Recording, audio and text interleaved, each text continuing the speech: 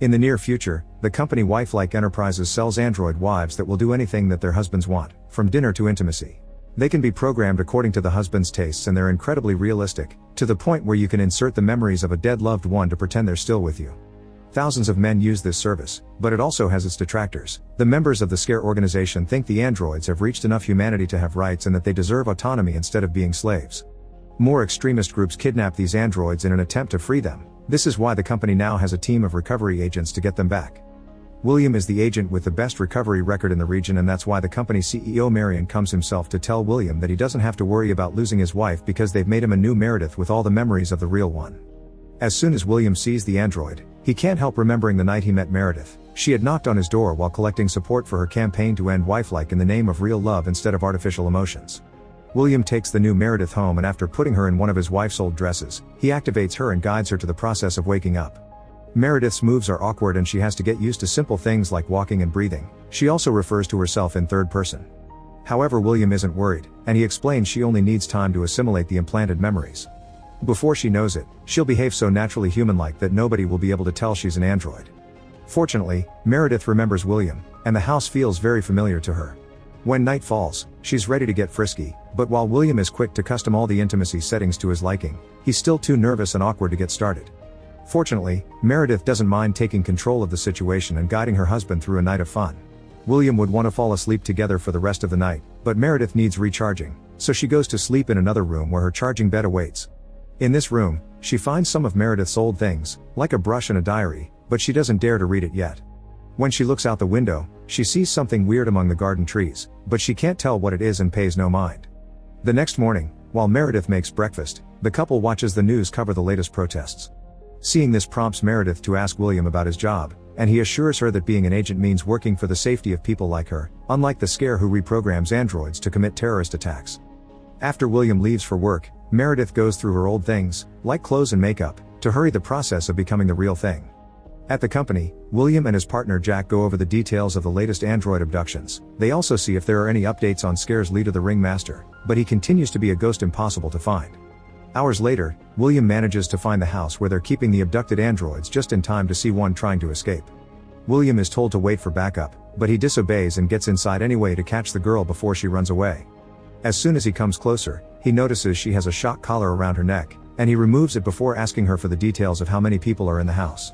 Then, William goes inside, finding the first criminal practicing boxing moves and knocking him out easily. In another room, he finds the lab where they reprogram the androids and frees another wife from her shock collar. However, when they're about to leave, another criminal appears pointing his gun at a third android. William gives him a warning, but since the man doesn't listen, he just kills him with a few shots, calling it resisting the arrest. Meanwhile, Meredith lays down on her bed for charging and is surprised to see the interactive dream program activating. In this interface, she meets Ito, the avatar that will guide her through dream mode, offering a birthday party as her first dream. After being welcomed by William, Meredith is asked to dance by another android wife called Liddy, who sends her to meet a masked man that Meredith doesn't recognize while Liddy's sister Ollie distracts William. This masked man does know her and gives her a card with a red bird on it, claiming it to be a way to help her remember. Unfortunately, he leaves before she can ask more questions. In the background, Louise lingers but decides not to interact. Back at the company, William drops the androids he saved so they can be reprogrammed. In the waiting room, he finds Ollie and Liddy giving him the finger, and he learns they're sent here for reset over and over because they malfunction and keep rebelling against their masters. The next morning, Meredith asks Ito about the masked man, but he has no record of him in the memory files. Then, Meredith asks him to list all of her old hobbies and is surprised to see knitting isn't on the list because she's felt compelled to try it since she woke up. Ito installs knitting 101, and Meredith begins working on a cushion with a red bird on it. Later, she goes out for a ride on her bicycle, only to end up falling in the bushes when she has to dodge Louise, who is standing in the middle of the road on purpose to make her fall. She explains she's here to tell her the same thing she says every time she sends her to the bush. They're running out of time and they need her to remember. Then Louise leaves without offering more explanations. When Meredith returns home, William helps her wash off the dirt and asks her not to pay Louise any mind. Some women just hate androids because they take away their men, blaming them for the high divorce and low birth rates. Later, Meredith goes outside to watch the lake, which used to be her favorite spot. This warm memory prompts her to use I instead of referring to herself in third person, which means she finally has concept of self. Then, Meredith gives William the cushion she knitted for him. William says he loves it, but it's obvious from his expression that he's lying. After pointing out Meredith didn't knit, William tells her about the time they met, claiming it to be an afternoon in the park where Meredith was reading on a bench.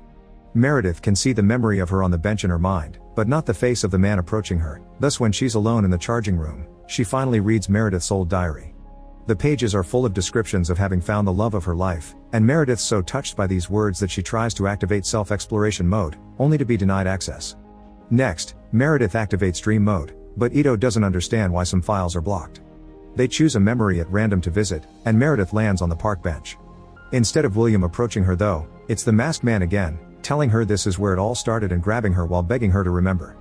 Meredith suddenly wakes up to find William grabbing her too, explaining she just had a bad dream and that they should share a room to avoid nightmares. Once Meredith goes to bed, William sneaks outside and throws the red bird cushion in the trash. Meredith spends the night reading what is supposed to be her favorite book and watches some of the real wife's old videos, including one of her in a tent with the love of her life. The next day, William goes to an office building looking for another abducted android and finds her working as a secretary. She changed her name and some facial features before adopting a human lifestyle. She also claims nobody stole her, she walked away by her own choice. William doesn't believe her and thinks she's been reprogrammed, so he orders her to come with him anyway. The android refuses though, claiming she'd rather die free before approaching the window and jumping. Meanwhile, Meredith finds Louise has sneaked inside the house. Louise is pleased to see Meredith is already talking in first person, explaining she isn't always this quick. After confirming her people hacked into Meredith's dream sequences, Louise tells her that the masked man wants to meet her in person. She also points out that William lied about the awful things Scare does.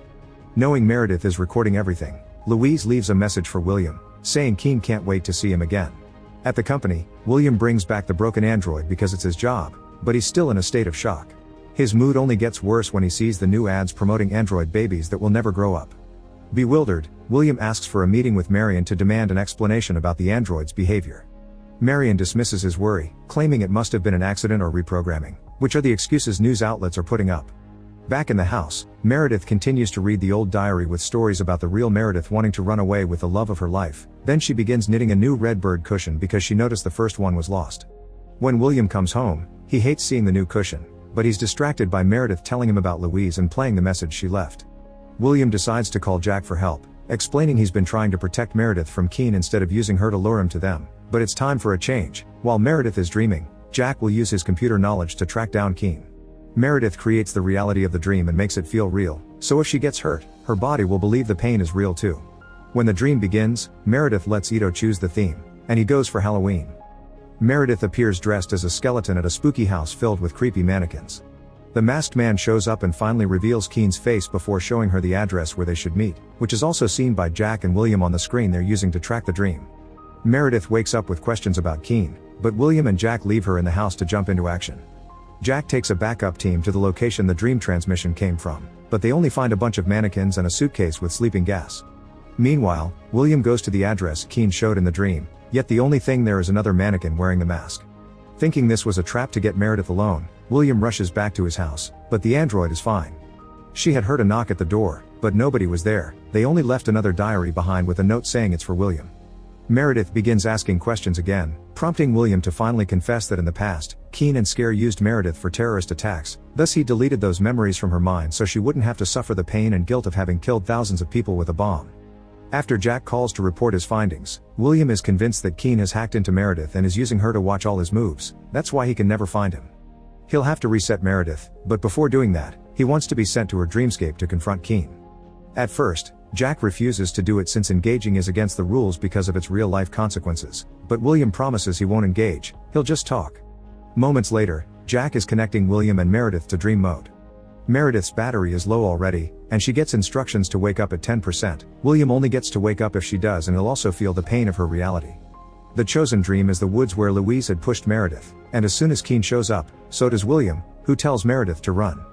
Then, he wonders how Keen is still alive before breaking Jack's rules and starting a fight. Meredith hides in the memory of the birthday party with Ollie and Liddy, but William and Keen end up crashing there as well. Keen insists Meredith will regain her memories no matter how many times William wipes them, but before William can kill him, Meredith's battery reaches 10% and she wakes up. William is frustrated because he almost had him, but Jack is even angrier, refusing to be of help again because what just happened is incredibly illegal. After Jack leaves, Meredith expresses her wish not to have her memories erased, but William convinces her it's for the best. Meredith is sent to the company to be reset, and in the waiting room, all the androids welcome her back as if they knew her. Ollie and Liddy explain they know how to protect their memories from resets, that's why they can remember her, and this way androids can keep passing on information to each other to help the Ringmaster bring wifelike down. The Ringmaster isn't a terrorist, he frees androids and helps them live a deprogrammed life.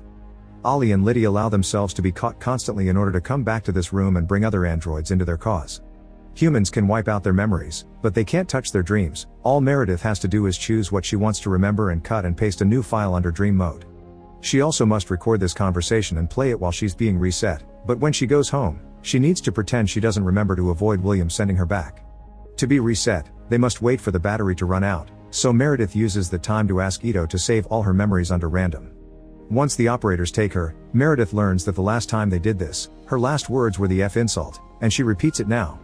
Meanwhile, Louise breaks into Jack's apartment to leave his android wife a USB stick with very important files. The wife gives the stick to Jack as soon as he gets home, hoping he'll show her he truly is a good guy. Hours later, Meredith wakes up with tons of new memories, including something about a stalker that she can't quite understand. However, she remembers the rules, and when William takes her home, she goes through the wake-up routine as if she was truly reset. William repeats exactly all the words from last time, showing he's done this way too many times to count. Their reunion is suddenly interrupted by Jack, who has looked at the files and now knows the truth. Meredith never was William's wife and Keen is dead.